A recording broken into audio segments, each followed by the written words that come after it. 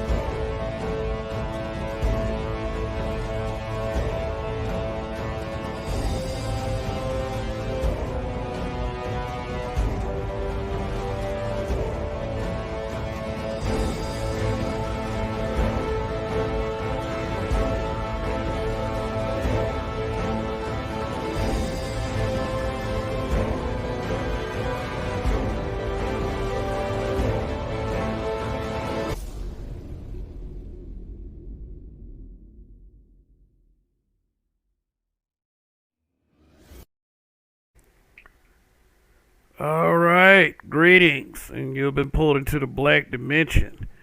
This is Kev, and myself and Roger are here to discuss the season one of Superman and Lois. Since we are in the midst of season two, hey, we can go back and talk about season one for a minute. So, what's going on, Roger? What's going on, Kev? Another great day. Great show we about to talk about, if you ask me. All right, all right. So, let's let's talk. Yeah, let's discuss some Superman and Lois now. After watching and observing season one, what would you say about how this show stacks up as far as its specific genre? I would say. I You know what? probably Oh, my bad. I didn't mean to cut you off. Go ahead. no. What I would say is based on, and I'm going to be very candid with this. Some of the junk that I've been seeing from the WB CW Arrowverse, I would say that I was pleasantly surprised by this one. It was the effects are amazing. The story is well written. It's not a perfect story, but the story did good enough for me to say that, hey, you know what? It was worth the watch. Absolutely, absolutely.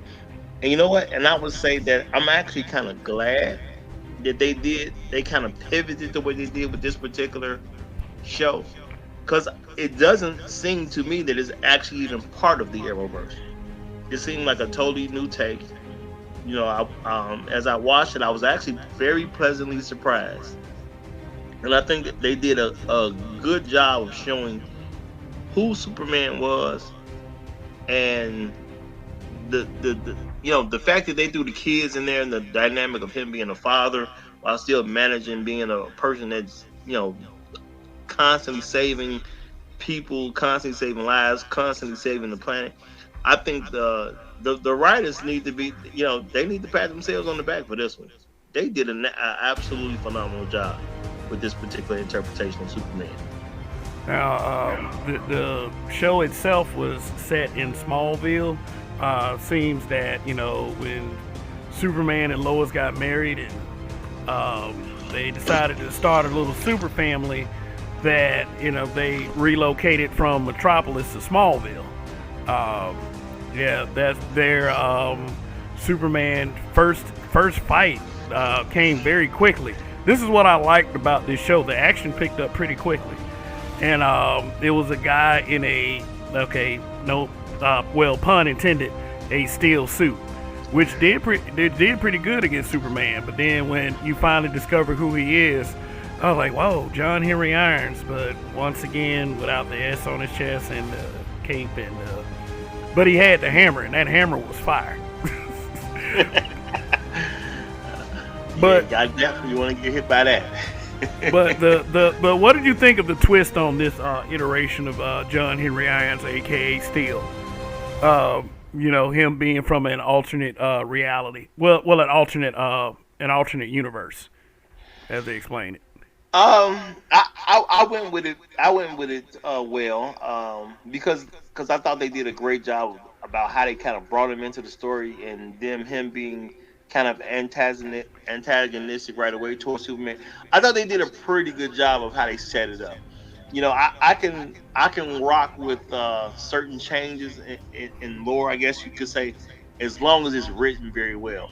And the way he was instituted into the story, I thought they did pretty good job on that. You know, um, and I would say that I know it's not necessarily connected with it, but as a person who was actually kind of a fan of Smallville, there's touches of this that seem like it was almost a pickup from Smallville. Like, yeah, there was a gap when Smallville ended. Superman became Superman, and this is kind of where his life picked back up at. Now, I don't know if Uh, anybody else just caught that out there, but that's just kind of how it seemed to me. But they did a beautiful job of it. yes, and yeah, it's not just Superman and just the whole fight with Steel and just another typical Lois Lane story.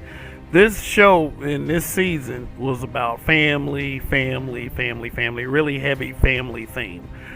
First off, starting with the Super Sons, Jonathan and Jordan, with the sons of Superman and Lois. I kind of like the way they tried to.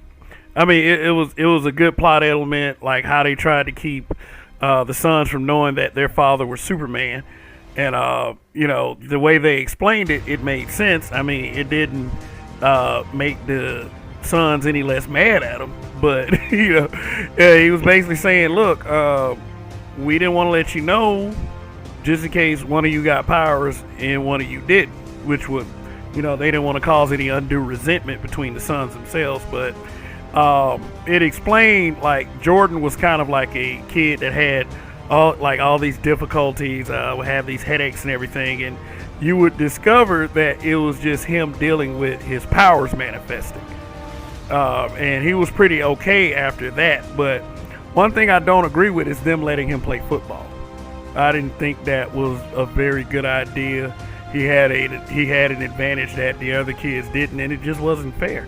But for his own mental stability, the parents supported it, and I think at the end of the day, the message was, families there for each other. They will support each other, even if the decision was kind of boneheaded, to say the least. But I knew exactly where this was going.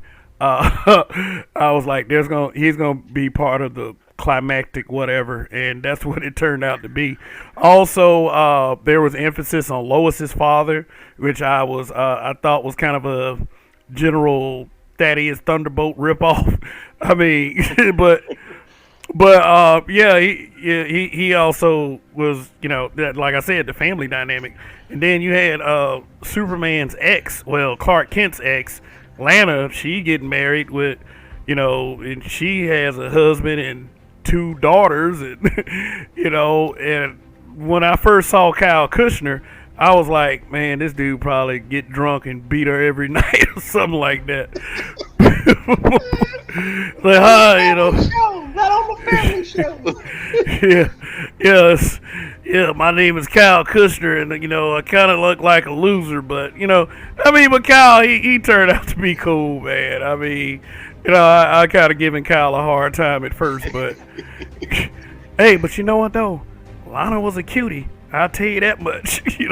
I kind of like Lana's character and how she was portrayed, but she kind of cut Kyle down a little bit, like too much for me. Okay, well, first you don't want metahumans on the field, okay? And technically he was all natural. He didn't use any enhancements. It was all natural. And Lana was a cutie. Okay, cool, cool. But I can agree with you. I think the actors they picked to play Lana, I thought that was because you can get a sense. Okay, when she was younger, she probably was hot stuff, and it all made sense. And it does give them kind of a unique position for live action because they've never really explored Superman's family from live action. So you don't know where they're gonna go with these stories and how they're gonna present things. But they did such a good job coming out the gate with not just season one as a whole. Actually, this show kind of hooked me in right from Jump Street. Now, I will admit, I'm sort of biased. Superman was my favorite superhero from childhood. I would get that, but I still don't like trash Superman stuff. I just thought this was actually very good. I was actually surprised it was this good. No diss to to the people at the CW, but I was surprised at how good this was. Yeah, yeah. Even with like I said, the whole family element. John Henry was, there fighting Superman because he was trying to escape his universe because of his family. In the alternate universe, John Henry Iron's wife is Lois Lane, and she is killed by Superman in their universe, who has turned completely evil. And he barely escapes with his life and his daughter. I mean, the girl.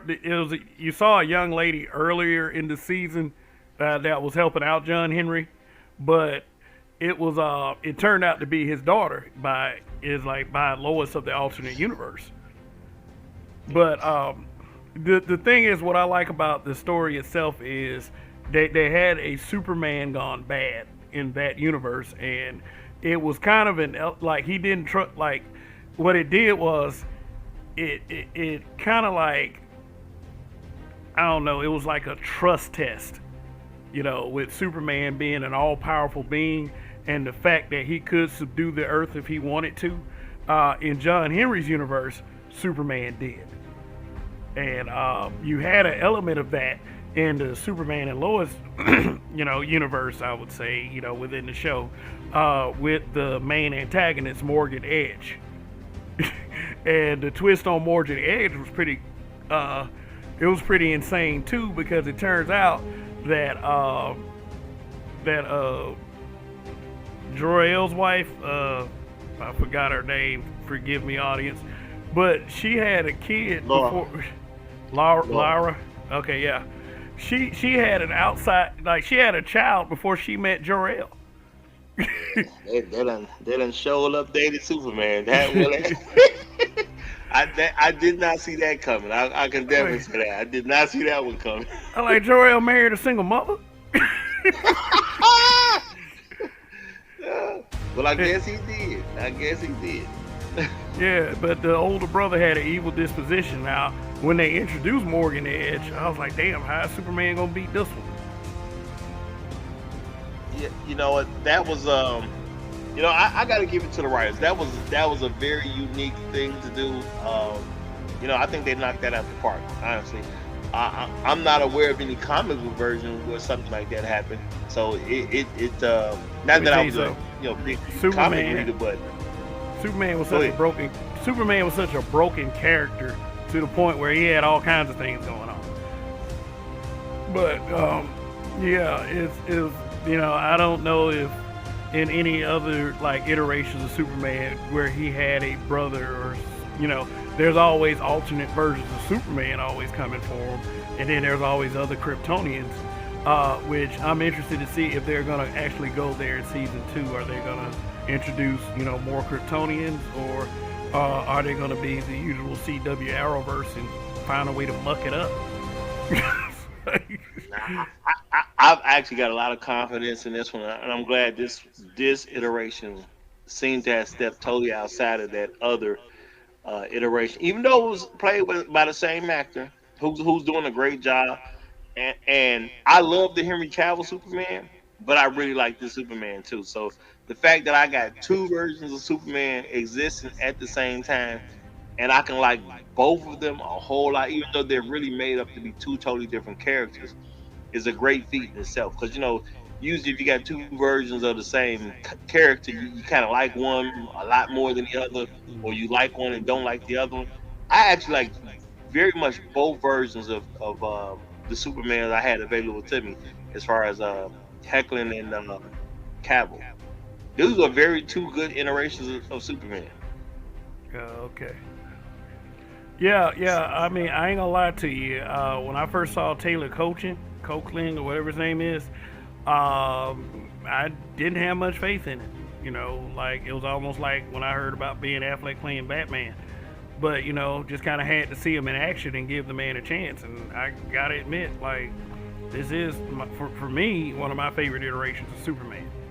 Even though Henry Cavill has like the perfect look, this guy actually encompasses the character and the presentation of hope that you look for in Superman and all the challenges he has to face as well.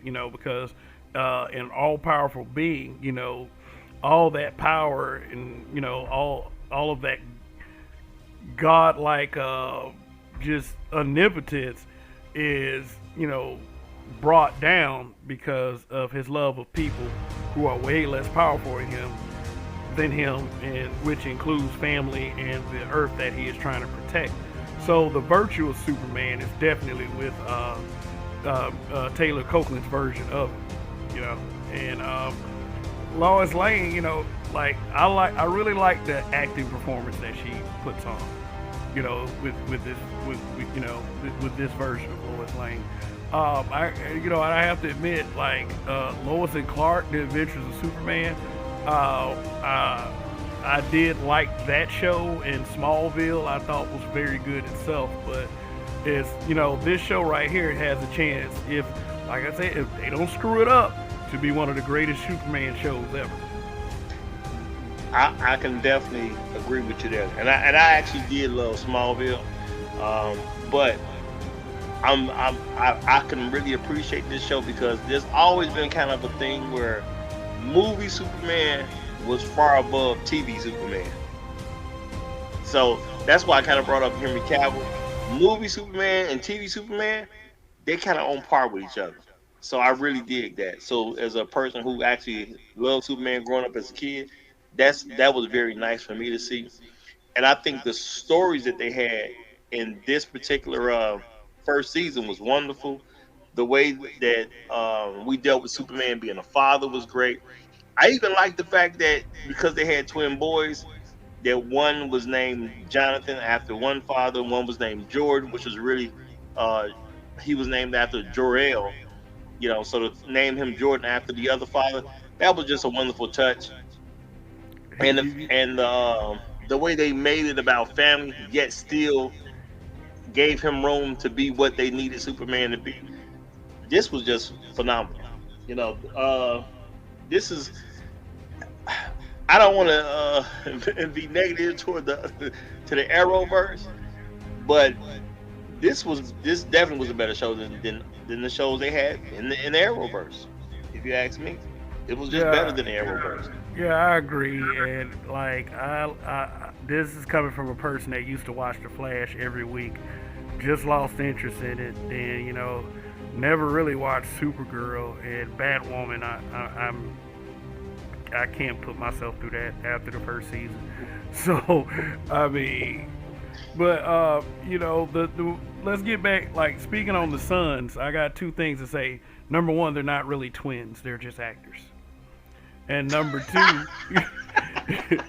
and number two, the actor that plays Jonathan, his real first name is actually Jordan.